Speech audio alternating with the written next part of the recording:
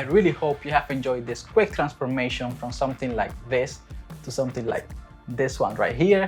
So please let me know in the comments down below what you think about the controller, if you have any recommendations, if you like the video, if you don't like it, what you would like to know regarding the process, maybe how long it lasts, how long it takes to make, whatever you want to know, please let me know. If you have any ideas for a custom one, please let me know in the comments down below. Maybe we can customize this one in something really cool together.